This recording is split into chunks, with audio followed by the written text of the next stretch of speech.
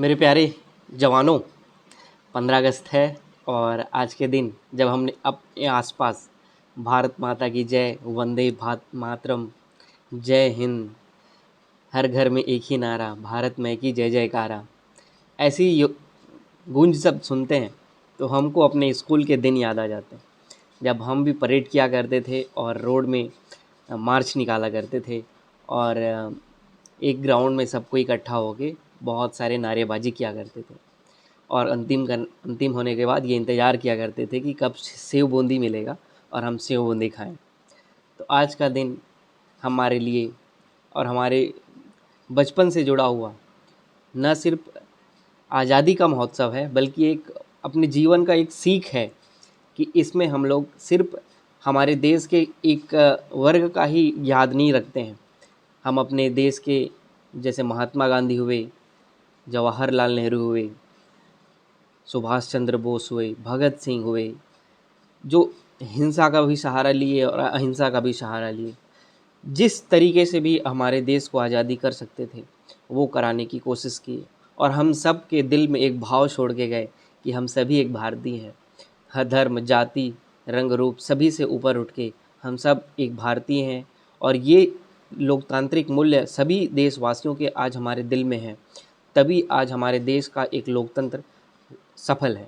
आप हमारे देश की आज़ादी के बाद से बहुत सारे देशों की तुलना अगर आप करोगे तो आप देखोगे कि बहुत सारे देश आज़ादी के बाद वो या तो वहाँ के शासन में बदलाव आ गया, वहाँ सेना का शासन हो गया, वहाँ की मतलब शासन ही चलाने उनको सफल नहीं हो पाता है। जैसे पाकिस्तान देख लो, बांग्लादेश देख लो, म्यांमार देख लो, अफ़गानिस्तान देख लो, कई सारे ऐसे देश हैं जहाँ पे शासन संचालन ही बहुत ज़्यादा मुश्किल हो जाता है। और मैं शुरू से ही बोल रहा हूँ कि किसी भी देश के डेवलपमेंट में दो चीज़ें सबसे इम्पॉर्टेंट है कि आपका जो गवर्नेंस है, लॉ एंड ऑर्डर, वो सबसे इम्पॉर्टेंट होना चाहिए, वो स्टेबल होना चाहिए, तभी आपका देश डेवलप कर पाएगा। और ये हमारे देश में है, तभी आज हमारा देश डेवलप कर पा रहा है। तो इसके लिए हमारे जितने भी नेता हुए हैं, जितने भी फ्रीडम फाइटर हुए हैं, सभी को याद करते हुए आज के दिन को हम लोग सेलिब्रेट करते हैं और हो सके तो सेव बूंदी भी खाएंगे। और एक चीज़ जो मैं आपको बताना चाहता हूँ कि ध्वजारोहण और ध्वज फहराना, झंडा फहराना और ध्वजारोहण, दो चीज़ हम लोग बहुत ही सुनते रहते हैं कि ये ऐसा हुआ, ध्वजारोहण हुआ, ध्वजा फहराया गया। एक्चुअल में दोनों में डिफरेंस क्या होता है ये भी जानना हम सभी के लिए बहुत इम्पॉर्टेंट होता है। तो आज सुनिए, ध्वजारोहण मतलब जब हम लोग ध्वज को नीचे में उसके पोल के नीचे में बांधते हैं और रस्सी से उसको ऊपर खींचते हैं और वो ऊपर जाता है और ऊपर में उसको गार्ड को खोल के ध्वजा को फहराया किया जाता है, तो वो होता है ध्वजारोहण। और ये होता है 26 जनवरी को। कहाँ पे होता है? राजपथ नहीं, सॉरी, राजपथ का नाम बदल गया है, अब उसका नाम हो गया है कर्तव्य पथ। कर्तव्य पथ में 26 जनवरी को माननीय राष्ट्रपति द्वारा देश में ध्वजारोहण किया जाता है। ये आपका क्लियर होना चाहिए। ध्वजारोहण कब होता है? 26 जनवरी को। कहाँ पे होता है? दिल्ली के कर्तव्य पथ में। कौन करते हैं? राष्ट्रपति करते हैं। क्या होता है प्रोसेस? जब झंडा नीचे से रस्सी द्वारा ऊपर ले जाया जाता है और उसको ओपन किया जाता है तो वो होता है ध्वजारोहण। और ध्वज लहराना, झंडा फहराना क्या होता है?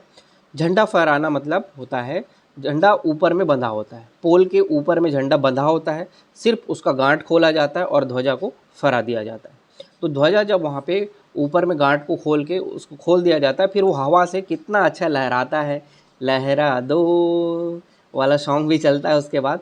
तो वो चीज़ें होती है, वो ध्वजा लहराना होता है। ध्वजा लहराना में नीचे से नहीं जाता है झंडा, झंडा ऊपर में ही बंधा होता है और फिर वहीं से झंडा को फहराया जाता है। और ये कहाँ होता है? 15 अगस्त में।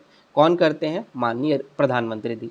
आज प्रधानमंत्री श्री नरेंद्र मोदी के द्वारा हमारे दिल्ली के लाल किला में ध्वजा को क्या किया गया? फहराया गया। और ये हर साल होता है। प्रधानमंत्री जी आज़ादी के महोत्सव में लाल किले में जाते हैं और वहाँ पे ध्वजा को फहराते हैं। ये हमारा एक जनरल नॉलेज है, हम देश के वासियों को सबको ही जानना चाहिए। और दोनों में अलग अलग स्टेट हेड करते हैं, एक में जो राष्ट्रपति करते हैं और एक में प्रधानमंत्री करते हैं। और सबसे ज़्यादा अभी तक जवाहरलाल नेहरू जी किए हुए हैं और माननीय प्रधानमंत्री मोदी जी भी इसको कंटिन्यू कर रहे हैं। इस परंपरा को हम सभी को निभाना है और ये हम सब की जिम्मेदारी भी है। ये करने के बाद आज चूँकि हॉलीडे का दिन है, लेकिन मैं हॉलीडे दूंगा नहीं, तो मैं आज नया टास्क भी आपको नहीं दिया हूँ। तो आपको पुराने टास्क ही करने हैं, जो भी इंडिया के हमारा बिहेवियरल साइंस चल रहा है। कुछ लोग बोल रहे हैं टॉपिक ज़्यादा है, लेकिन यकीन मानिए टॉपिक उतना ज़्यादा नहीं है। आपके एफर्ट में कमी हो सकती है, लेकिन टॉपिक ज़्यादा नहीं है।